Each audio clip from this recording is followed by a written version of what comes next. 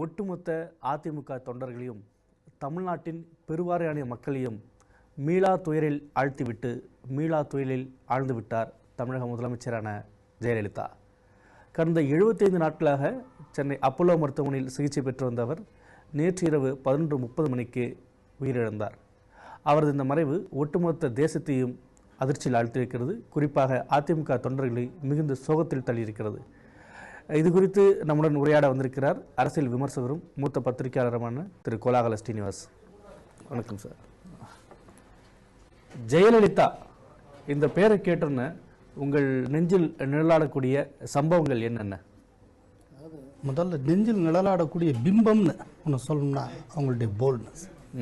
அவன் ஒரு துணிச்சலான, பயம் என்றால் என்னவென்றே தெரியாது. அவங்க சிம்மராசிங்கிறதுக்கு ஏற்றபடி ஒரு சிம்மமான ஒரு உருவம். அவருக்கு முன்னா யாருமே நிற்கிறதுக்கு பயப்படக்கூடிய ஒரு அந்த மாதிரியான ஒரு ஆளுமை.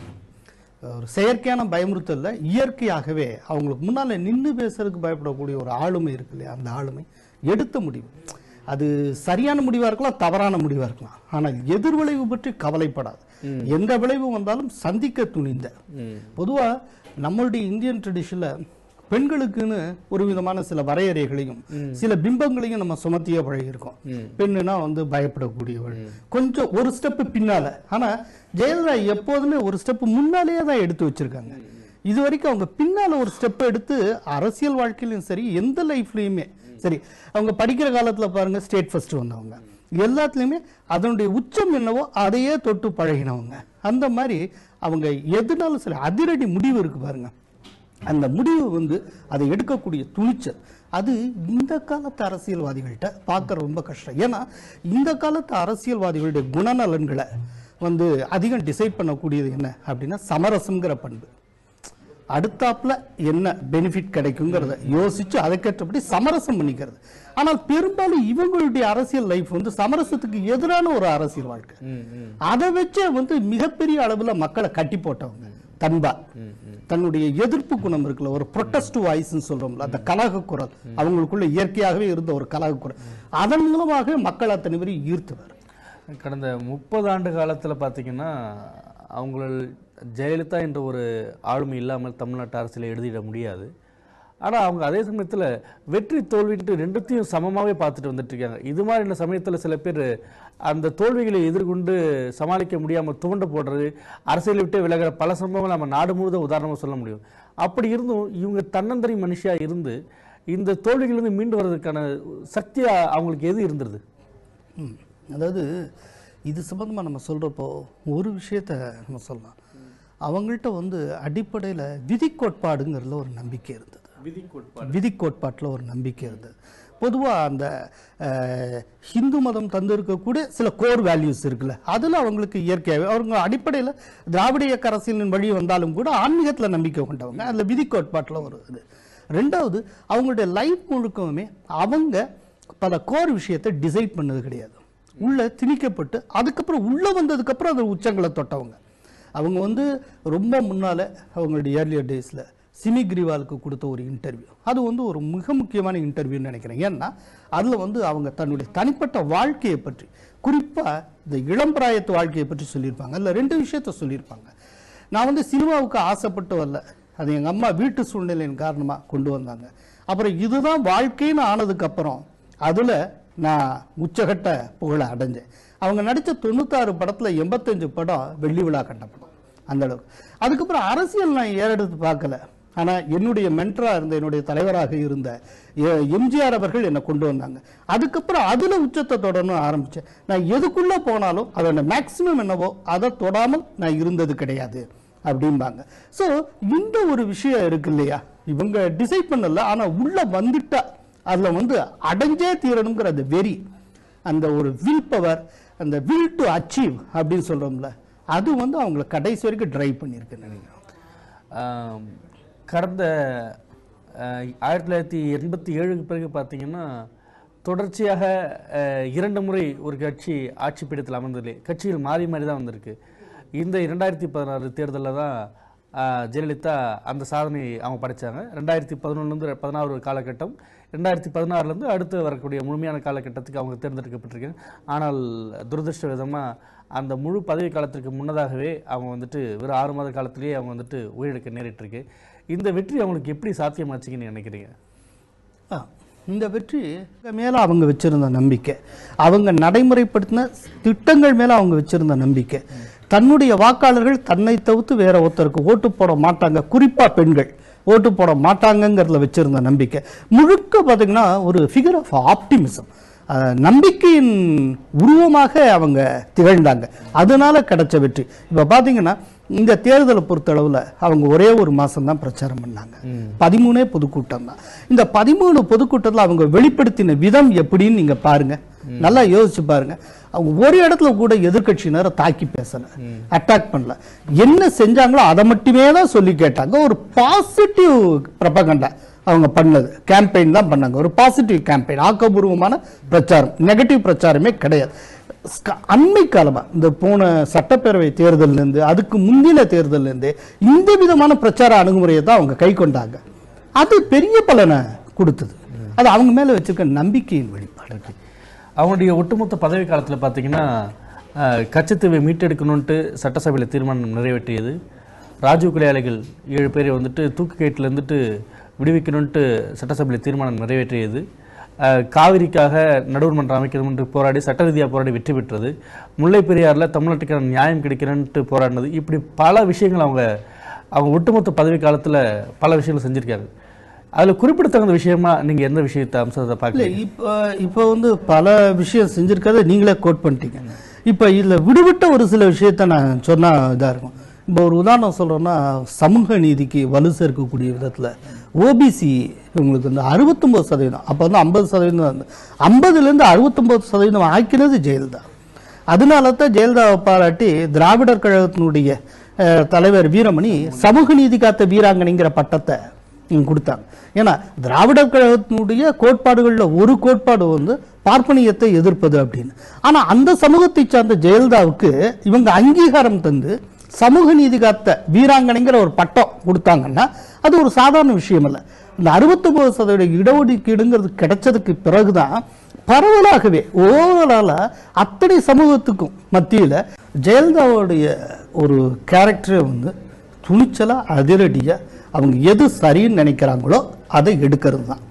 அது காலத்தால சரியா இல்லையாங்கிறது பின்னால தீர்மானிக்கப்படும். ஆனா அவங்களுக்கு எது சரின்னு தோணுதோ அதை செய்வாங்க. அது பல உதாரணங்கள் காட்டலாம். இப்போ ஒரே சிங்கிள் ஸ்ட்ரோக்கை 1,75,000 அரசு ஊழியர்களை டிஸ்மிஸ் பண்ணது உள்பட இந்த மாதிரி நெகட்டிவான விஷயங்களும் இருக்கு. ஆனா அதற்கு பின்னால அவங்க டோட்டலா வித்ட்ரா பண்ணாங்க, அந்த முடிவை அவங்க வித்ட்ரா பண்ணாங்க, அதையும் பார்க்கணும். அதே போல வந்து வேறு பல நடவடிக்கைகளை பின்னால் அவங்க திரும்ப வித்ட்ரா பண்ணியிருக்காங்க. இப்படியும் நடந்திருக்கு. ஸோ ஜெயலலிதாவுடைய ஒரு கேரக்டர், இது ஒவ்வொரு அரசியல்வாதிக்கும் ஒரு விதமான ஒரு கேரக்டர் இருக்கும். இது ஜெயலலிதாவுடைய அடையாளம். ஜெயலலிதானா யாரு அப்படின்னு கேட்டீங்கன்னா துணிச்சலான நடவடிக்கை. அந்த அடையாளத்துக்கு பார்த்தீங்கன்னா அவங்க உடல் பலத்தோடையும் தெளிவான அரசியல் நடவடிக்கைகள் இருக்கும் போது மத்திய அரசு கொண்டு வந்த பல திட்டங்களை அவங்க உடன்படலை. குறிப்பாக எதுக்கும் செஞ்சுருக்காங்க. உதய திட்டமாகட்டும், ஜிஎஸ்டி பில் அதிமுக உறுப்பினர்கள் வந்துட்டு நாடாளுமன்றத்திலேருந்து வெளிநடப்பு செய்ததாக இருக்கட்டும், இப்படி பல்வேறு திட்டங்கள் அவங்க வந்துட்டு மத்திய அரசோட ஒரு முரண்பட்ட நிலைமையாக இருந்தது. ஆனால் 75 நாட்கள் அவங்க மருத்துவமனைக்குள்ள அனுமதிக்கப்பட்ட காலகட்டத்தில் எந்தெந்த திட்டங்களாக எதிர்க்கப்பட்டதோ அது அத்தனையுமே மத்திய அரசத்தோட ஒரு இணக்கமான சொல்ல மாறிட்டு இருக்கு. அப்போ அந்த இடத்துல அவங்க கைவிட்டு போனது சில சூழல். அது என்னன்னா அவங்க மருத்துவமனையில் இருக்காங்க, அப்புறம் போக போக நிலைமை கிரிட்டிக்கல் ஆகுது. அவங்களே பார்த்து கொள்ள முடியாத சூழ்நிலையில் மருத்துவர்களாலையும் செவிலியர்களாலையும் பராமரிக்கப்படக்கூடிய ஒரு கண்காணிப்புக்கு உட்பட்ட தொடர் கண்காணிப்பில் இருக்கக்கூடியது. இந்த நிலையில் நிச்சயமாக அவங்களால அரசியலில் ஈடுபட்டிருக்கவே முடியாது. அப்போ அவரை தவிர்த்து மற்ற சிலர் தான் இந்த விஷயங்களை டிசைட் பண்ணியிருக்க முடியும். அப்படிங்கிறப்போ அதிமுகவுடைய ஒரு பொதுவான நிலைப்பாட்டில் நிச்சயமா மாற்றம் வந்திருக்கும். இப்போ ஒரு உதாரணத்துக்கு சொல்றோம்னா, இந்த 1000 ரூபாய் கரன்சி நோட்டு இந்த இதை வித்ட்ரா பண்ண விஷயம் இருக்கு இல்லையா, அதுக்கு வந்து நாடாளுமன்றத்தில் எதிர்ப்பு தெரிவிக்கிறப்போ எதிர்கட்சிகள் வரிசையில் திமுக பக்கத்துல அதிமுகவும் சேர்ந்து எதிர்ப்பு தெரிவிச்சாங்க.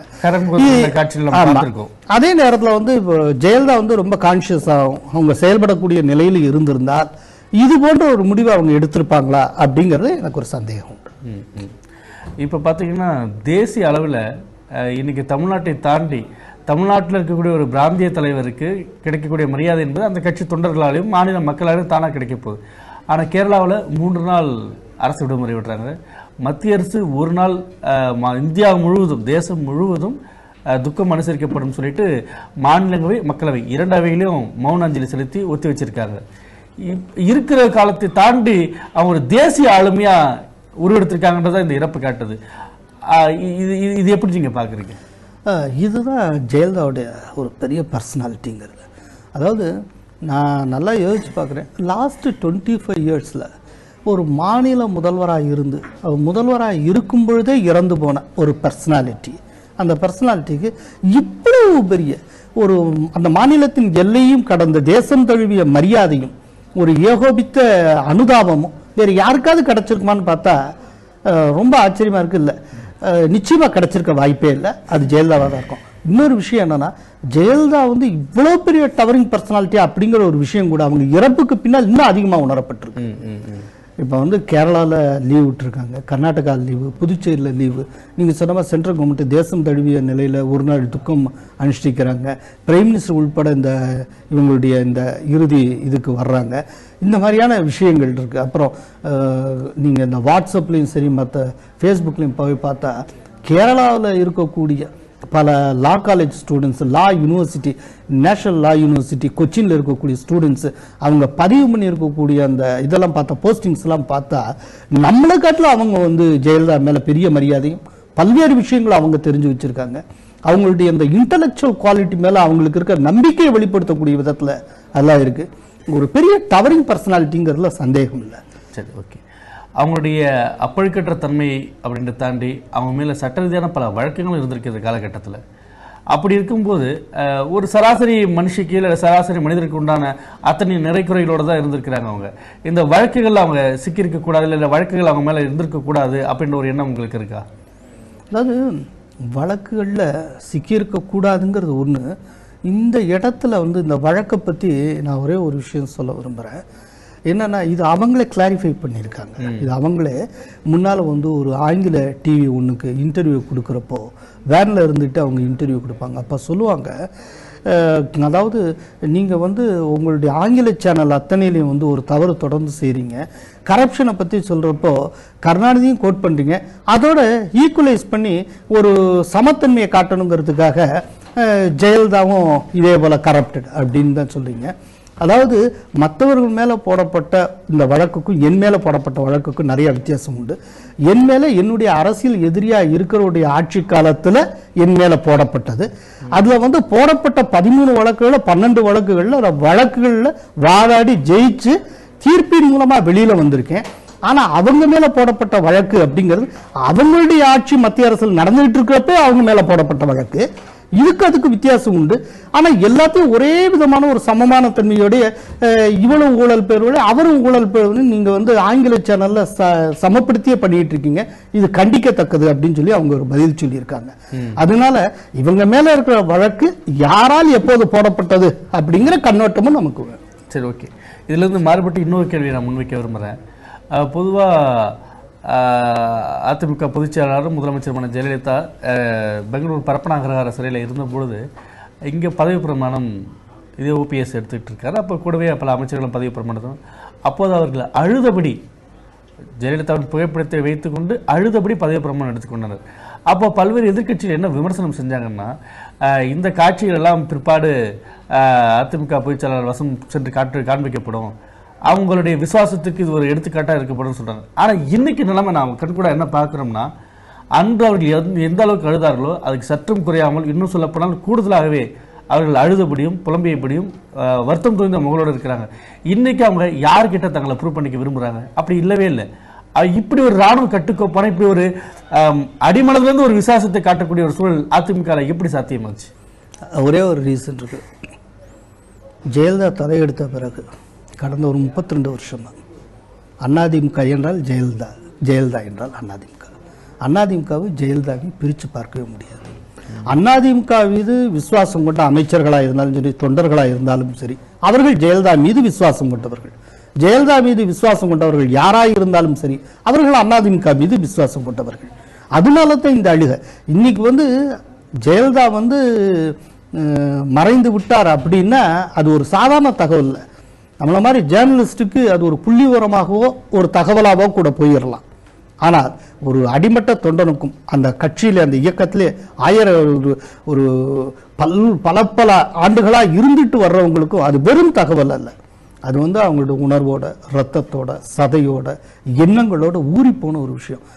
ஒரு 32 வருஷமா பார்த்துக்கிட்டு ஒரு சிம்ம கர்ஜனையை, ஒரு ஆளுமை மிகுந்த அந்த உற்சாகத்தை, கட்சிக்கு என்ன வந்தாலும் சரி அம்மா இருக்காங்க பார்த்துப்பாங்க அப்படிங்கிற அந்த ஒரு துணிச்சலுடைய அந்த தைரியத்தினுடைய அடையாளத்தை இன்னைக்கு அந்த அடையாளத்தை தொலைச்சிட்டாங்க.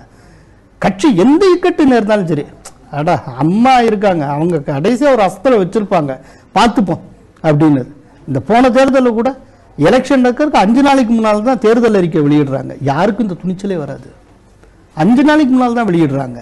இப்படி ஸ்ட்ராட்டஜிக்கலா செய்யக்கூடிய எதுவா இருந்தாலும் சரி அவங்க பார்த்துப்பாங்க. அப்படி இந்த அவங்க பார்த்துப்பாங்கிற ஒரு நம்பிக்கையை இவங்க உருவாக்கி வச்சிருந்தாங்க இல்லையா, இன்னைக்கு அந்த நம்பிக்கையே வந்து உறங்கி கொண்டு இருக்கிறது. அதுதான் அந்த அழுகையினுடைய வெளிப்பாடு. தமிழக முதலமைச்சர் ஜெயலலிதாவின் மறைவு குறித்து தொடர்ந்து இன்னும் பல விஷயங்களை பேசுவோம் சிறிய இடைவெளிக்கு பிறகு.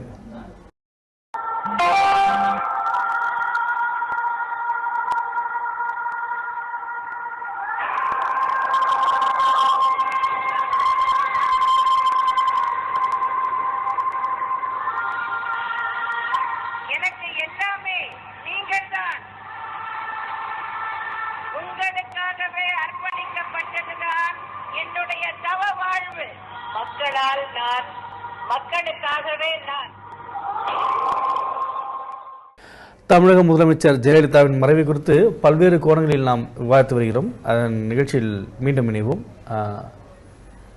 ஒவ்வொரு அரசியல் கட்சிக்கும் ஒரு நேரடியான வாரிசோ அல்லது ஒரு வாரிசு என்ற அடிப்படையில் சில பேர் இருக்கிறாங்க. உதாரணத்துக்கு திமுகவுக்கு நாங்கள் இத்தனை பேர் வாரிசுன்ட்டு நிறைய பேர் இருக்கிறாங்க. ஆனால் திமுக தலைவர் மீண்டும் மீண்டும் உறுதிப்படுத்திட்டு இருக்கிறது ஸ்டாலின் பேர் சொல்லிட்டு இருக்காரு. இருந்தாலும் வேறு சிலர் வந்துட்டு நாங்களும் கட்சி முக்கியமானவர்கள் என்று குரல் எழுப்பி வருகிறார்கள்.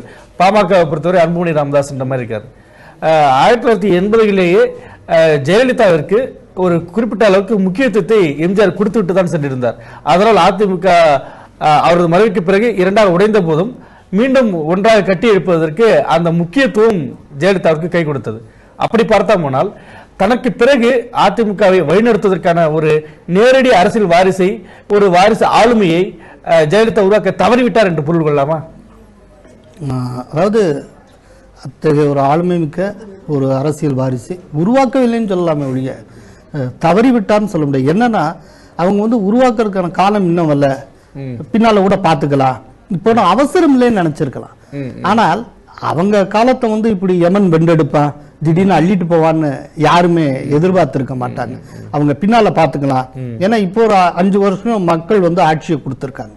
இந்த 5 வருஷம் கொடுத்திருக்காங்க, கடைசி 2 இயர்ஸ் இருக்கிறப்போ அதற்கான ப்ரிப்பரேஷன் பண்ணிக்கலாங்கிற மாதிரி கூட ஐடியா இருந்திருக்கலாம். அவங்க சிந்தனையில் என்ன இருந்தது, அவங்க சிந்தனையில நமக்கு என்ன இருந்ததுன்னு தெரியாது.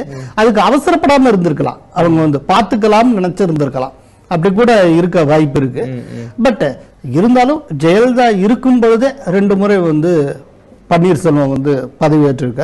அவங்க இருக்கிறப்ப அவங்க பார்வைக்கு உட்பட்டு அவங்களுடைய கண்ணசைவின்படி சீஃப் மினிஸ்டர் அவரை பதவியேற்றிருக்காங்க. அதனால வந்து இன்னைக்கு அதுக்கான ஒரு லெகசி பன்னீர்செல்வத்துக்கு இருக்கிறதா நினைச்சிருக்காங்க. அதனால பன்னீர்செல்வம் வந்து சீஃப் மினிஸ்டர் ஆயிருக்காரு நினைக்கிறேன். பொதுவா இது ஒரு சர்ச்சைக்குரிய கேள்வியாக கூட நம்ம இதை வச்சுக்கலாம். ஜெயலலிதா உயிரோடு இருந்த காலம் வரை மேல்தட்டு வர்க்கத்தினர், குறிப்பாக ஒரு மேல் சாதி என்ற மாதிரி சமூகத்தில் அடையாளப்படுத்தக்கூடிய சாதியினர் இல்லை அந்த வர்க்கத்தினர் வந்துட்டு அதிமுகவுக்கு சார்பாக இருந்தாங்க. தங்களுடைய வாக்குகள் அதிமுகவுக்கு நிச்சயமாக போய் சேர்ந்தது அப்படின்றது புரிஞ்சுக்கலாம். ஓரளவுக்கு வலதுசாரி இயக்கங்கள் ஆதரவு நிலைப்பாடு உடையவர்களும் அதிமுகவுக்கு சார்பாக தான் இருந்திருக்காங்க. இப்போ அதிமுகவோட தலைமை ஜெயலலிதா காலமான சூழலில் இப்ப அந்த இடத்துக்கு வேற ஒருத்தர் தான் பொறுப்புக்கு வந்திருக்கார். இப்ப மேல்தட்டு வர்க்கத்தினுடைய வாக்குகள் இல்லாட்டி அவருடைய ஆதரவு இன்றளவும் அதிமுகவுக்கு இருக்க வாய்ப்பு இருக்கா? அதாவது பொதுவாக வந்து எம்ஜிஆர் காலத்திலிருந்து, ஜெயலலிதான் மட்டும் சொல்லப்படும், எம்ஜிஆர் காலத்திலிருந்து மேல்தட்டு ஜாதியினுடைய வாக்குகள்ங்கிறது அதிமுக நோக்கி போயிட்டு இருக்கு. அதுக்கு சில காரணங்கள் இருந்தது. அதாவது ஒரு திராவிட இயக்க அரசியல் பாரம்பரியம், திராவிட இயக்க அரசியல் கட்சி அப்படின்னு வந்தாச்சுனாலே அந்த மேல்தட்டு ஜாதியை சார்ந்தவர்கள் யாருக்குமே வந்து அநேகமா எம்எல்ஏ சீட்டோ அமைச்சர் பதவியோ கொடுக்க மாட்டாங்க. அதை முதல்ல உடைச்சு ஃபர்ஸ்ட் அந்த மேல்தட்டு ஜாதியை சேர்ந்த ஒருத்தருக்கு அமைச்சர் பதவின்னு கொடுத்ததே எம்ஜிஆர் தான். HV ஹண்டேக்கு கொடுத்தாரு. அண்ணா நகர்ல ஜெயிச்சாரு. ஜெயிக்கா டயத்துல MLC ஆக்கியும் அவருக்கு வந்து அண்ணா நகர்ல கலைஞர் கருணாநிதி எதிர்த்து போட்டியிடுகிற போதே எம்ஜிஆர் சொன்ன வார்த்தை என்ன அப்படின்னா, இவர் வென்றாலும் அமைச்சர் தோற்றாலும் அமைச்சர் அப்படிதான் சொன்னார். அந்த இடத்துல அவர் குறைந்த வாக்கு வித்தியாசத்தில் தோற்றார், ஆனாலும் அமைச்சரானார். சோ முதல்ல ஒரு திராவிட இயக்க பாரம்பரியத்துல வந்து அரசியல் கட்சி அந்த குறிப்பிட்ட ஜாதியை சேர்ந்தவருக்கு அமைச்சர் பதவி கொடுத்ததுங்கிறது எம்ஜிஆர் பீரியட் தான். அதுக்கு முன்னால அந்த கம்யூனிட்டியை சேர்ந்த யாருக்கும் எம்எல்ஏ இதுக்கு கூட நிறுத்துறதுக்கு வாய்ப்பே வழங்கப்பட்டது கிடையாது. இந்த திராவிட இயக்க அரசியல் வந்ததுக்கு அப்புறம் அந்த கட்சிகளுக்கு மட்டும் சொல்றேன். ஆக இந்த லெகசி, அதனால இந்த மேல்தட்டு ஜாதியினர் வந்து அதிமுகவுக்கு ஓட்டு போடுவது அப்படிங்கிறது எம்ஜிஆர் காலத்திலேயே ஆரம்பமாச்சு. ஆனால் ஜெயலலிதா வந்ததும் அது ரொம்ப விகரஸ் ஆச்சு. ஏன்னா அந்த கம்யூனிட்டியை சேர்ந்தவரே இப்ப அதிமுக அதனுடைய தலைமைக்கு வந்துட்டனால அந்த கட்சியே ஏதோ இது நம்முடைய கட்சிங்கிற மாதிரியான ஒரு பார்வை ஏற்பட்டது ஒண்ணு. இதுல வந்து ஒரு போக்கு இருந்தது. எப்படின்னா அதிமுக நின்னா அதிமுக ஓட்டு போடுறோம், அப்படி இல்லைன்னா பிஜேபிக்கு ஓட்டு போடுறோம், இப்படி ஒரு பார்வை இருந்தது. இனி இவருடைய மறைவுக்கு பிறகு இந்த மக்களுடைய நிலைப்பாடு என்னவா இருக்கும் அப்படின்னா, இதன் மூலம் ஒரு குறைந்தபட்சம், ஏன்னா இந்த கம்யூனிட்டியை மொத்த மக்கள் தொகையில சின்ன கம்யூனிட்டி தான், ஒரு மைக்ரோ மைனாரிட்டி தான். இவங்க ஓட்டு விழறதுனால பெருசா ஆயிட போறது இல்ல. மேஜர் கம்யூனிட்டி வந்து அதிமுக வாக்களிச்சனால தான் அதிமுக ஆட்சிக்கு வருது. அதுல வந்து எந்த கருத்து வேறுபாடும் கிடையாது. இருந்தாலும் இந்த ஓட்டுல கொஞ்சம் ஸ்பிட் ஆகி பிஜேபிக்கு ஒரு ஆதாயம் கிடைக்கிறதுக்கு வாய்ப்பு இருக்கு. அது ஆனால் இந்த இது ஸ்பிளிட் ஆறதுனால மிகப்பெரிய பயனை எதிர்கட்சியா இருக்கக்கூடிய ஒரு கட்சி அடைஞ்சிரும் நான் சொல்ல முடியும். இந்த தேசிய அளவில் இந்த காலகட்டத்தில் வரலாற்றில் இதுக்கு முன்னாடி அதிமுகவுக்கு இல்லாத வகையில் ஏறத்தாழ 50 நாடாளுமன்ற உறுப்பினர்கள் வந்துட்டு அதிமுக வசம் ஜெயலலிதா ஆட்சி காலத்தில் இருந்து அதை அவங்க முறையாக பயன்படுத்திக்கிட்டாங்களா? தமிழ்நாட்டுக்குன்னு ஆக்கப்பூர்வமான விஷயங்கள் அதனால கிடைச்சதா, இல்லை வெறுமனே எண்ணிக்கைன்ற அளவில் மட்டுமே அது அந்த எண்ணிக்கை இருந்துட்டு போயிடுச்சா? இல்லை, அதாவது ஒரு விஷயம் என்னன்னா, எண்ணிக்கைங்கிறது நமக்கு வந்து அடிப்படையில் அந்த அந்த மாநிலத்துக்கான மரியாதை பெற்று தருவதில் ஒரு ஆக்கப்பூர்வமான பங்கு செலுத்தும். அதாவது தமிழ்நாட்டினுடைய எம்பிக்களை விட்டுட்டு நம்ம எதுவும் செய்ய முடியாது அப்படிங்கிறது. ஸோ அந்த மரியாதை தமிழ்நாட்டுக்கு தொடர்ந்து கிடைக்கிறதுல இந்த எண்ணிக்கை அதிமுக வெளிநடப்பு பண்ணதான ஜிஎஸ்டி பில் நிறைவேறதானே செஞ்சது. அது சரி, ஆனால் பல மசோதாக்கள் நிறைவேறதுக்கு இவங்களுடைய ஆதரவும் தேவைப்பட்டது. அப்ப ஆதரவும் கொடுத்தாங்க. இன்னொன்னு, இப்போ இந்த மோடியனுடைய கவர்மெண்ட் வந்ததுக்கு பிறகு 2014க்கு பிறகு ரொம்ப வெகுமெண்டா, ரொம்ப தீவிரமா பார்லிமெண்ட்ல பிஜேபி கொண்டு வந்த ப்ரொபோசல்ஸ் ஏடிஎம்கே எதிர்த்ததுன்னு எதுவுமே கிடையாது. ஏதோ ஒரு விதத்துல ஆரம்பத்துல எதிர்ப்பை காட்டிலான்னு கூட பிறகு ஆதரிப்பது அப்படிங்கிற மாதிரி தான் போயிருக்கு. ஒரு விதமான ஒரு சாஃப்ட் கார்னர் இவங்க கவர்மெண்ட் சைடில் வந்து அவங்களுக்கு இருந்துகிட்டு தான் இருந்தது. ஆனால் இந்த 50 எம்பிக்களை ஒரு மாநில கட்சி வச்சிருக்குங்கிறது தான் பெருமை. அந்த மரியாதையின் மூலமாக தமிழகத்துக்கு ஒரு மரியாதை கிடைச்சது. அந்த மரியாதை ரொம்ப முக்கியம். தொடர்ந்து இன்னும் பல விஷயங்கள் குறித்து நாம் விவாதிப்போம். அதற்கு முன்னதாக தமிழக முதலமைச்சரும் அதிமுக பொதுச் செயலாளருமாக இருந்த ஜெயலலிதாவின் இளமை கால பருவம், அவர் திரையுலகில் பிரவேசித்தது, அப்போது அவர் புரிந்த சாதனைகள் பற்றிய ஒரு செய்தி தொகுப்பை தற்போது பார்ப்போம். தமிழக அரசியலிலும் திரைத்துறையிலும் சிறந்து விளங்கிய செல்வி ஜெயலலிதாவின் இயற்பெயர் கோமலவள்ளி. சந்தியா ஜெயராமன் தம்பதியின் இரண்டாவது குழந்தையான ஜெயலலிதா 1948ஆம் ஆண்டு பிப்ரவரி 24ஆம் தேதி பிறந்தார். பெங்களூர் பிஷப் கார்டனில் பள்ளி படிப்பை படித்த ஜெயலலிதா பின்னர் சென்னையில் சர்ச் பார்க் கான்வென்ட்டில் மேல் படிப்பை பயின்றார். படிப்பில் முதல் மாணவியாக திகழ்ந்த அவர் கல்வியோடு கலையிலும் ஆர்வமாக இருந்ததால் சிறு வயதிலேயே பரதநாட்டியம் பயின்று 12வது வயதில் நடன அரங்கேற்றம் செய்தார். இசைத்துறையையும் விட்டுவிடக் கூடாது என்று கர்நாடக சங்கீதத்தை கற்றுக்கொண்டு இசைக்கருவிகளை மீட்டவும் இனிமையாக பாடவும் ஜெயலலிதா கற்றுக்கொண்டார். தாய்மொழி தமிழை போல் ஆங்கிலம், கன்னடம், இந்தி, தெலுங்கு, மலையாளம் முதலான பிற மொழிகளை சரளமாக பேசவும் கற்றுக்கொண்ட அவரது வாழ்வில் திருப்புமுனை ஏற்பட்டு தாயார் சந்தியா போல தானும் திரையுலக பிரவேசம் செய்தார். தனது 15வது வயதில் திரைப்படத்தில் நடிக்கத் தொடங்கிய ஜெயலலிதா தொடக்கத்தில் சில கன்னட படங்களில் நடித்தாலும் 1965ஆம் ஆண்டு ஸ்ரீதரன் இயக்கத்தில் வெளிவந்த வெண்ணிற ஆடைதான் அவரது முதல் தமிழ் படம். இந்த திரைப்பட தயாரிப்பின் போதே பந்துலுவின் 1000ல் ஒருவன் திரைப்படத்தில் எம்ஜிஆருக்கு ஜோடியாக ஜெயலலிதா நடித்தார். இதோ இந்த அலைகள் போல ஆட வேண்டும், ஒரே வானிலே ஒரே மண்ணிலே, ஒரே வானிலே ஒரே மண்ணிலே, ஒரே கீதம் உரிமை கீதம் பாடுவோம். எம்ஜிஆர் ஜெயலலிதா இணைந்து நடித்த படம் 100 நாட்கள் ஓடியதை தொடர்ந்து பல படங்களில் இருவரும் சேர்ந்து நடிக்கத் தொடங்கினர். வெண்ணிற ஆடை படம் வெளிவருவதற்கு முன் ஜனாதிபதி வி கிரியின் மகன் சங்கர் கிரி தயாரித்த எபிசில் என்ற ஆங்கில படத்திலும் ஜெயலலிதா நடித்திருந்தார். அந்த படத்தில் அவர் பேசிய ஆங்கிலம் பலரது கவனத்தையும் ஈர்த்தது. முதல் படத்திலேயே கதாநாயகியாகி புகழ் ஏணியின் உச்சிக்கு சென்ற ஜெயலலிதா தமிழ், தெலுங்கு, கன்னடம், மலையாளம், இந்தி என்று பல மொழிகளிலும் நடித்தார். சிவாஜி கணேசன், NT ராமாராவ், ஜெய்சங்கர், ரவிச்சந்திரன் என்று முன்னணி கதாநாயகர் எல்லோருடனும் நடித்தார். ஜெயலலிதாவின் தாயார் சந்தியா 1971ஆம் ஆண்டு காலமானதை அடுத்து அவரின் நினைவாக தேனாம்பேட்டை போயஸ் தோட்டத்தில் வீடு ஒன்றை கட்டிய ஜெயலலிதா அந்த வீட்டிற்கு வேதா நிலையம் என்று பெயர் சூட்டினார்.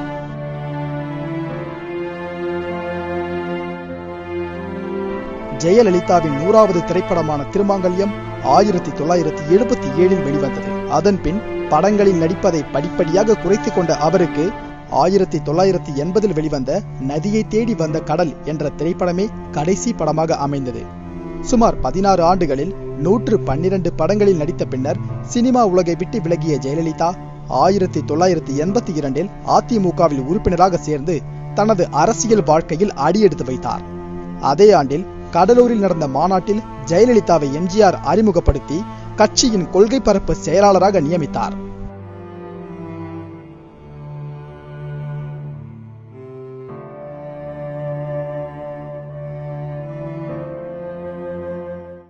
நீங்கள் ஏற்கனவே குறிப்பிட்டது போல எந்த துறை நுழைந்தாலும் அந்த துறையில் உச்சம் பெற்றவர் என்பதை விளக்குகிறது இந்த செய்தி தொகுப்பு. திரையுலகில் அவர் தடம் பதித்தது முதல் அதில் வெற்றி கொடி நாட்டி புகழின் உச்சியில் இருந்து அங்கிருந்து அரசியலுக்கு நுழைந்தது வரையான அந்த காலகட்டத்தை மிக தெளிவாக இந்த செய்தி தொகுப்பில் நாம் தெரிந்து கொண்டோம். நான் கேட்க விரும்புவது இப்போ என்னன்னா, ஜெயலலிதா மறைவுக்கு பிறகு அதிமுக என்ற கட்சிக்குள்ள என்னென்ன மாற்றங்கள், எம்ஜிஆருக்கு பிறகு அந்த பொறுப்பை வந்துட்டு ஜெயலலிதா முன்னெடுக்கிறாங்க. அப்போது ஏதேனும் மிகப்பெரிய அளவுக்கு ஸ்ட்ரக்சரல் சேஞ்சிங், கட்சி ரீதியாக அமைப்பு ரீதியாக ஏதேனும் மாற்றங்கள் அவங்க கொண்டு வந்தாங்களா? இல்லை இதுக்கு பிறகு இவ்வளவு பெரிய ஒரு ஆளுமை மறைந்துட்டு பிறகு அதிமுக என்ற கட்சிக்குள்ள அமைப்பு ரீதியாக ஏதேனும் மாற்றங்கள் இருக்க சாத்தியம் இருக்கா? அதாவது அதிமுகவை பொறுத்தளவில் அவருடைய பேசிக் ஸ்ட்ரக்சர் வந்து முதல்ல அங்கே கட்சித் தலைவர்னு ஒரு பதவி கிடையாது, அவைத்தலைவருங்கிற ஒரு பதவி தான் உண்டு. அவைத்தலைவராக மிக மூத்த அரசியல்வாதியாக இருக்கிற ஒருத்தர், அது வந்து ஒரு கௌரவ பதவி மாதிரி. அவங்க எப்பொழுதெல்லாம் பொதுக்குழுவோ மற்றதோ கூடுகிறதோ அது வந்து அவர் தலைமையில் கூடும், அதற்கான ஒரு பதவி, ஒரு அலங்கார பதவின்னு சொல்லலாம். மூத்த அரசியல்வாதிகள் ஆரம்பத்தில் எம்ஜிஆர் காலத்தில் வள்ளிமுத்து அவர்கள் இருந்தாங்க, பின்னால் ஜெயலலிதா காலத்தில் வந்து காளிமுத்து இருந்திருக்கார், இப்போ மதுசூதனன் இருக்கார். அதுக்கப்புறம் அந்த கட்சியினுடைய ஹைரார்க்கியில் நம்பர் 1 போஸ்ட் அப்படிங்கிறது பொதுச் செயலர் தான், கட்சி தலைவர்னு ஒன்று கிடையாது. எப்படி கம்யூனிஸ்ட் கட்சியில் பொதுச் செயலர் உண்டோ அதுபோல் பொதுச் செயலர்னா நம்பர் 1 போஸ்ட். இந்த பொதுச் செயலராக இந்த அதிமுகவில் யார் இருக்கிறாரோ அவர் தான் வந்து சீஃப் மினிஸ்டராகவும் இருப்பாங்க. எம்ஜிஆர் காலத்தில் அப்படித்தான் இருந்தது, ஜெயலலிதா காலத்திலும் அப்படித்தான். ஆனால் இந்த முறை இந்த கட்சியினுடைய அடிப்படை கட்டமைப்பு இருக்கிறதா, அந்த ஸ்ட்ரக்சர், அதில் வந்து மாற்றம் இருக்கும்னு நான் எதிர்பார்க்குறேன். அதாவது ஆட்சி பொறுப்பு இப்போ பன்னீர்செல்வம் ஏற்றுக்கொண்டு விட்டார், இப்போ அவர் அதிகாரபூர்வமாக அவர் தான் முதல்வர். அதே போல கட்சியின் பொதுச் செயலாளராக வேறு ஒருவர் இருப்பதற்கு வாய்ப்பு இருக்கிறது. கட்சி பதவியையும் பன்னீர்செல்வம் கையில் கொடுப்பாங்களா அப்படிங்கிறத எனக்கு ஒரு டவுட் இருந்துட்டு இருக்கு. அதனால முதல் முறையை அதிமுகவுடைய ஹிஸ்டரியில் ஃபர்ஸ்ட் டைமா அதனுடைய கட்டமைப்பில் மாற்றங்கள் ஏற்படும் அப்படின்னு நான் இதை தொட்டு நான் 2 கேள்விகளை எழுக்க விரும்புகிறேன். ஒன்று, நீங்களே என்ன சொல்ல வரீங்கன்னா, ஆட்சி பொறுப்பில் எம்ஜிஆர் இருந்தார், அவர் தான் அதிமுகவின் பொதுச் செயலாளராக இருந்தார். ஜெயலலிதாவின் முதலமைச்சராக இருந்தார், அவங்க தான் அதிமுக பொதுச் செயலாளராக இருந்தாங்க. ஓ பன்னீர்செல்வத்திற்கு இப்போது வந்துட்டு முதலமைச்சர் பொறுப்பு வழங்கப்பட்டிருக்கிறது. ஆனால் அதிமுக பொதுச் செயலாளர் என்ற பொறுப்பு வழங்கப்படுவதற்கு வாய்ப்புகள் குறைவு என்று சொல்றீங்க. இது எதனால இந்த 2 கேட்டகரி, இதுக்குள்ள மறைமுகமா ஏதேனும் சாதிய நோக்கு இருக்கா? ஒரு சாராருக்கு ஒரு பிராந்திய பிரதிநிதித்துவத்தை முக்கியத்துவப்படுத்துற மாதிரி எண்ணம் இருக்கா? அப்படி கட்சிக்கு ஒரு சாரார், ஒரு கட்சிக்கு ஒரு சாதிக்காரரும் ஆட்சிக்கு ஒரு சாதிக்காரன்ற மாதிரியான ஒரு பிரிவினை இதுல ஏதாச்சும் இருக்கா? அதாவது எம்ஜிஆரும் ஜெயலலிதாவும் ஆளுமை மிக்க தலைவர்கள். யாரையுமே ஒப்பிட முடியாது அதிமுக பொறுத்தளவுல. வாஸ்தவம். அப்படிங்கிறப்போ அவங்க தான் ஆட்சிக்கும் பொறுப்பா இருக்க முடியும், கட்சிக்கும் பொறுப்பா இருக்க முடியும். அவங்க அப்படி இருந்தால்தான் அந்த கட்சியும் வளரும், ஆட்சியும் வளரும். இல்ல வேற எதையாவது செஞ்சோம்னா அது பேக் ஃபயர் ஆகும். இப்படித்தான் இருந்தது. ஆனால் இப்போ இருக்கக்கூடிய அதிமுக பொறுத்தளவுல ஜெயலலிதாவுக்கும் எம்ஜிஆருக்கும் இணையான ஆளுமை மிக்க தலைமை அப்படிங்கிறது ஒண்ணு கிடையாது. அப்படிங்கிறப்போ இப்போ பொறுப்புகளை கூட்டு பொறுப்பாக பகிர்ந்து கொண்டால் மட்டும்தான் கட்சியை நிலைநிறுத்த முடியும். எல்லா காலகட்டத்திலையும் ஒரே புத்தி, அதாவது யானை கர்றம்னா குதிரைக்கு குர்றம்ங்கிற மாதிரி எல்லா காலத்திலும் ஒரே விதமா போயிட்டு இருக்கணும். காலத்துக்கு ஏற்ப மாற்றம் அப்படிங்கிறப்போ அதனால இப்போ ஆட்சி பொறுப்பை பன்னீர்செல்வத்தில் கொடுத்திருக்கிற மாதிரி கட்சி பொறுப்பை இன்னொருத்தர்கிட்ட கொடுக்கறது ஒரு பயனுள்ளதாக இருக்கும்னு சொல்லி அந்த கட்சி உறுப்பினர்கள், கட்சியின் பொதுக்குழுவை சேர்ந்தவங்க, கட்சியின் முக்கியஸ்தர்கள் எல்லாம் தீர்மானிக்கிறதுக்கு வாய்ப்புகள் இருக்கு. ஓகே, இந்த விஷயத்துல மத்திய அரசுடைய பெரிய அண்ணன் போக்கு அப்படின்ற மாதிரி ஏதாச்சும் அம்சமா நுழைத்து அவங்க இந்த இடத்துல இருக்கிறவங்களுக்கு ஒரு இம்பார்ட்டன்ஸ் கொடுங்க, அவங்களுக்கு இம்பார்ட்டன்ஸ் கொடுங்க மாதிரி ஒரு பெரிய பாணியில பாஜகவோ மத்திய அரசோ அதிமுக விஷயத்துல குறுக்கிட வாய்ப்பு இருக்கா? அதாவது அதிமுகவுக்கு பிஜேபிக்கு இடையில அலையன்ஸே இல்லைனாலும் கூட ஒரு நேச்சுரல் அலையன்ஸுங்கிற மாதிரியான ஒரு வேவ் லென்த் லெவல்ல இவங்க ரெண்டு பேருக்கும் ஒரு கருத்தொற்றுமை எப்போதுமே உண்டு. ரெண்டுத்துக்குமே ஒரு விதமான ஒரு வலதுசாரி எண்ணங்கள் உண்டு, ஒரு ஆன்மீகத்தை நம்பக்கூடிய கட்சி, இப்படி பல்வேறு விஷயங்களை ரெண்டு பேருக்கும் ஒரு தனிப்பட்ட முறையில் நல்ல நட்பு, இந்த மாதிரி எல்லா போக்களும் ஒரு நல்ல வேவ் லென்த் இருக்கு இந்த ரெண்டு பேருக்கு இடையில. அதனால இதை மடக்கி வழிக்கு கொண்டு வருவதற்கு ஒரு பெரிய போக்கு தேவைன்னு நான் நினைக்கிறேன். இப்போ இவர் சீஃப் மினிஸ்டரா பன்னீர்செல்வம் வந்திருக்காருன்னா, பன்னீர்செல்வம் திடீர்னு யாரோ ஒருத்தர் மூலமா திணிக்கப்பட்டவர்ல, ஜெயலலிதா பார்க்க ஜெயலலிதாவாலேயே தேர்ந்தெடுக்கப்பட்டவர் தான், ஜெயலலிதாவால் அங்கீகரிக்கப்பட்டவர் தான் பன்னீர்செல்வம். ஏற்கனவே ஜெயலலிதா இருக்கிறப்ப 2 தடவை சிஎம்ஆ வந்தவர் தான். இப்போ அவருடைய சாய்ஸா எது இருந்ததோ அந்த சாய்ஸ் தான் திரும்பவும் சிஎம்ஆ வந்திருக்காரு. ஜெயலலிதா என்னப்படிதான் இது நடந்திருக்கு. இப்ப பார்ட்டியை பொறுத்தளவில் இந்த பார்ட்டியுடைய நன்மைக்காக பார்ட்டியினுடைய பொதுச் செயலர்னு ஒரு தனி போஸ்டை இவங்க இது பண்ணுவாங்க. அதாவது ஆட்சி பொறுப்புக்கு ஒருத்தர், கட்சி பொறுப்புக்கு ஒருத்தர்னு வருவாங்கன்னு நான் நினைக்கிறேன். இதுல சென்ட்ரல் கவர்மெண்ட் ரொம்ப ஒரு இன்ஃப்ளூயன்ஸை, தன்னுடைய இன்ஃப்ளூயன்ஸை யூஸ் பண்ணும்னு நான் நினைக்கல. ஏன்னா அதற்கான தேவை சென்ட்ரல் கவர்மெண்ட்டுக்கும் கிடையாது. இவங்க சென்ட்ரல் கவர்மெண்ட்டுக்கு எதிராக ஒன்றும் இப்போ போயிட போறதில்லை. இப்போ இருக்க சிச்சுவேஷன்ல மத்திய அரசை பகைத்து கொள்ளாமல் இருப்பதுதான் ஒரு பேசிக் ஸ்ட்ராட்டஜியாவே இவங்களுக்கு இருக்கும். பொதுமக்கள் தரப்புல இருந்து இல்லாட்டி சமூக வலைதளங்களில் தொடர்ச்சியாக பேசப்பட்டு இருக்கிற இன்னொரு கேள்வி என்னன்னா, ஜெயலலிதா மறைவுக்கு பிறகு அதே ராணுவ கட்டுக்கோப்போடு, அதே ஒழுங்கோடு, அதே தலைமைக்கு கீழ்ப்படுதலோடு அதிமுகவில் இருப்பதற்கு சாத்தியம் குறைவு அப்படின்ற மாதிரியான கருத்துக்களை பல்வேறு வலைதளங்களில் நம்ம வாசிக்க நேருது. இது அப்படிதானா? அதாவது ஒவ்வொரு கட்சிக்கும் ஒரு விதமான ஒரு நேச்சர் இருக்கும், ஒரு உள்ளார்ந்த ஒரு அதாவது உள்ளார்ந்த ஒரு நேச்சர், ஒரு இயற்கை ஒன்று இருக்கும். அதிமுக பொதுவான நேச்சரே என்னன்னா கட்டுக்கோப்பு தான். அது ஜெயலலிதா போனதுக்கு அப்புறம் இந்த கட்டுக்கோப்பு கொஞ்சம் அந்த பக்கம் இந்த பக்கம் கொஞ்சம் செதறினாலும் கூட ஜெயலலிதாவால் உருவாக்கப்பட்ட அந்த கட்டுக்கோப்புடைய தன்மை இன்னும் கொஞ்ச காலத்துக்காக நீடிக்கும் தான் நான் நினைக்கிறேன். நீங்க யோசிச்சு பாருங்க, இதுக்கு நம்ம கம்பேர் பண்ணா தான் இது புரியும். இப்போ திமுக 2 தடவை உடைஞ்சிருக்கு. ஆரம்பத்தில் எம்ஜிஆர் மூலமாகவும் அதற்கு பின்னால் வைகோ மூலமாகவும் உடைஞ்சிருக்கு. அதே நேரத்தில் அதிமுக நேச்சர் என்னன்னு பாருங்க, 2ஆ இருந்த கட்சி ஒன்னா சேர்ந்தது. 89 2ஆ இருந்த சின்னம் திரும்ப ஒன்னா இது இரட்டை இலை திரும்ப பெறப்பட்டது. அதே நேரத்தில் அங்க திமுக பொறுத்தளவுல 2ஆ போனதுதான், திரும்ப சேர்ந்ததே இல்லை. இதுதான் அதிமுகவுக்கும் திமுகவுக்கும் இடையில இருக்கு நேச்சுரலாவே இருக்கக்கூடிய ஒரு வித்தியாசம். இது ஒரு அடிப்படையான ரொம்ப ஒரு ஆர்கானிக்கா இருக்கக்கூடிய ஒரு முக்கியமான வித்தியாசம் இது. அதனால இந்த கட்டுக்கோப்பு அந்த லெகசி ஓரளவு அப்படியே தொடரும் தான் நான் நினைக்கிறேன்.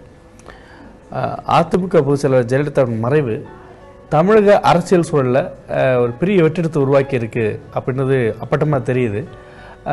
தொடர்ச்சியாக சமீப காலமாக அவருடைய மருத்துவமனைக்கு முன்பாக செல்வதற்கு முன்பான அவருடைய பேச்சுக்கள், செயல்பாடுகள்லாம் பார்த்தீங்கன்னா வட இந்தியாவில் பின்பற்றக்கூடிய அரசியல் நாகரிகம் அந்த விஷயத்துக்கு அவங்க ஒரு கூடுதல் முக்கியத்துவத்தை கொடுத்துட்டு தான் வந்துட்டு இருந்தாங்க. உதாரணத்துக்கு அவங்களுடைய பதவியேற்பு விழாவுக்கு எதிர்க்கட்சி தலைவரான ஸ்டாலினுக்கு அழைப்பதில் வழங்கப்பட்டது. அவருக்கு உரிய இருக்கை வழங்கப்படாமல்ன்றது அவங்களுடைய கவனத்துக்கு கொண்டு செல்லப்படும் போது அவங்க பகிரமா அதுக்கு வந்துட்டு நான் தெரியாமல் நடந்து விட்டது, சரி செய்யப்படும்ன்ற மாதிரியான ஒரு வார்த்தை. இந்த அரசியல் முதிர்ச்சி வந்திருக்கக்கூடிய காலகட்டத்தில் அவங்களுடைய மறைவு மீண்டும் அது போல ஒன்று அரசியல் பண்பை வந்துட்டு அடுத்த தலைமுறை அரசியல்வாதிகிட்ட கொண்டு போய் சேர்க்காம போயிடுமோ?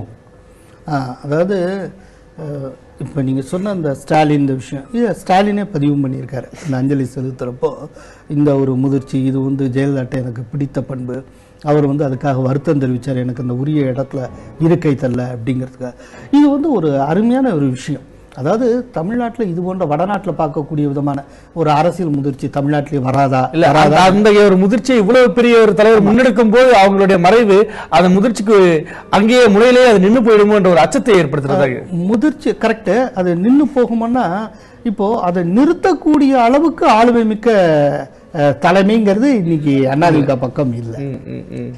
இப்போ வந்து அதிமுக பக்கத்தில் இருக்கக்கூடியது ஒரு தலைமை தானே ஒழிய அரசுக்கு தலைமையை ஏற்றிருக்கிறவரும் சரி, எதிர்காலத்தில் யாரு இந்த கட்சிக்கு தலைமை இருக்காங்களோ யாரா இருந்தாலும் சரி, ஜெயலலிதாவுக்கு என்ன ஆளுமை மிக்க தலைமை கிடையாது. அதனால ரொம்ப முரண்பட்டு நாகரிகத்துக்கு புறம்பா ஏன்னா அப்படி நடந்துக்கிறதுக்கு ஒரு துணிச்சலும் தைரியம் வேணும். அந்த தைரியமும் துணிச்சலும் இருக்கக்கூடிய தலைமை இப்போ அதிமுக இருக்காங்களா எனக்கு டவுட்டா தான் இருக்கு. ஓகே, அதிமுகவை பொறுத்தவரை ஜெயலலிதா இந்த ஒற்றை மனுஷிக்காகத்தான் ஒட்டுமொத்த வாக்குகள் விழுந்திருக்கு. இன்னைக்கு அந்த ஒற்றை மனுஷி காற்றில் கலந்து விட்டார். தமிழக வாக்காளர்கள் இதற்கு பிறகு எந்த தைரியத்தில் அதிமுக வாக்களிப்பார்கள்? அதிமுக மீது பற்றுதல் கூடுதலாக வர வாய்ப்பு இருக்கா? இல்லை என்றால் ஸ்திரமான தலைமை இல்லை அப்படின்ற அவங்க ஏதாச்சும் யோசிக்க வாய்ப்பு இருக்கா? இல்லைன்னா இவர் பன்னீர்செல்வம் ஒரு ஸ்திரமான தலைமையா உருவெடுக்க வாய்ப்பு இருக்கா? அதாவது 4 வருஷம் இருக்கு அடுத்த எலெக்ஷனுக்கு. கிட்டத்தட்ட ஒரு 6 மாத காலத்தில் ஜெயலலிதா பன்னீர்செல்வம் கையில் கொடுத்துட்டு போயிட்டாங்க. இந்த 4.5 வருஷத்தில் பன்னீர்செல்வம் திட்டமிட்டு தன்னை வந்து ஒரு மிகச்சிறந்த தலைவராக உருவாக்கிக்கலாம். இப்போ ஜெயலலிதா வந்து எம்ஜிஆர்டேருந்து பொறுப்புகளை வாங்கிக் கொள்வது வந்து செங்கோல் கொடுக்குற போது ஜெயலலிதா வந்து ஒரு முன்னாள் நடிகைங்கிற அந்தஸ்தோட தான் வந்தாங்க. அன்றைக்கி அவங்க நடிச்சுட்டு கூட இல்லை, ஒரு கிளாமரான ஒரு கேர்ளாகவும் இல்லை, கிட்டத்தட்ட ஒரு முன்னாள் நடிகையாக இருந்து சினிமா புகழ் ஜெயலலிதா அப்படின்னு சொல்லக்கூடிய ஒரு காலகட்டத்தில் ஜெயலலிதா கிட்டத்தட்ட எல்லாருமே மறந்து இருந்தாங்க. அந்த மாதிரியான காலகட்டத்தில் திடீர்னு வந்து அதுக்கப்புறம் ஆளுமை பண்புகளை உயர்த்தி கொண்டு அவங்க வந்து தன்னிகரற்ற தலைவர் தன்னைத்தானே வளர்த்துக்கிட்டு போனாங்க. இதே போல பன்னீர்செல்வம் தன்னைத்தானே வளர்த்து கொள்வதற்கு 4.5 ஆண்டுகள் அவகாசம் இருக்கு. அதை அவர் எப்படி பயன்படுத்திக்கிறான்னு ஒண்ணு, இது வந்து ஒரு முக்கியமான விஷயம். இன்னொன்னு, அதிமுகவுக்கு விரும்பி வாக்களிச்சோம். அதிமுக ஜெயலலிதா தான், ஏற்கனவே சொன்ன மாதிரி ஜெயலலிதா அதிமுக தான் லாஸ்ட் ஒரு 25 வருஷமா 32 வருஷமா அப்படி. ஆனால் அதிமுகவுக்கு விரும்பி வாக்களித்தவர்கள் எல்லாமே அதிமுகவின் பால் கவரப்பட்டு மட்டும் வாக்களிக்கல. அதிமுகவுக்கு எதிரான ஃபோர்ஸ் எதுவோ அதை வெறுக்கிறவங்களும் அதிமுகவுக்கு வாக்களிச்சுட்டு இருந்தாங்க. அதையும் நம்ம முக்கியமா பார்க்கணும். இப்போ வந்து எம்ஜிஆரை பிடிச்சவங்க எம்ஜிஆரை பிடிச்சதுனால மட்டும் இல்லை, நம்பியாரை பிடிக்கலைங்கிறதுனால எம்ஜிஆரை பிடிக்கிறவங்களும் இருக்காங்க.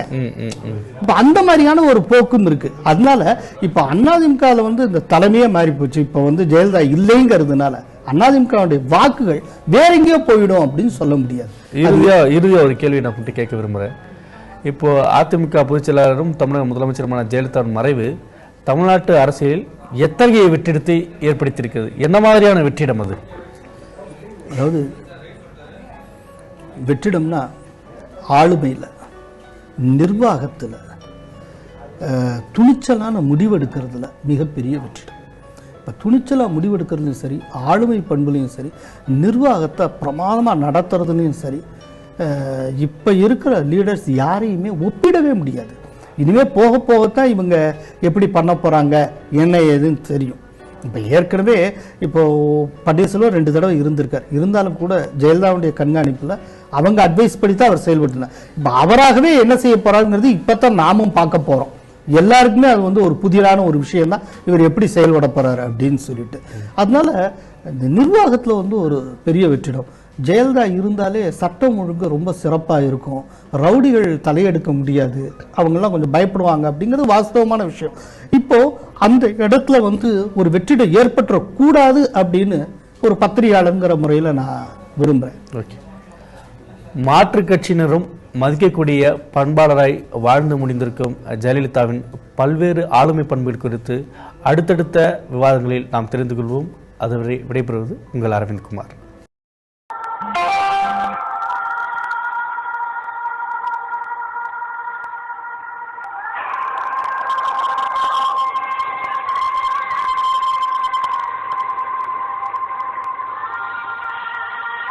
எனக்கு எல்லாமே நீங்கள்தான். உங்களுக்காகவே அர்ப்பணிக்கப்பட்டதுதான் என்னுடைய தவ வாழ்வு. மக்களால் நான், மக்களுக்காகவே நான்.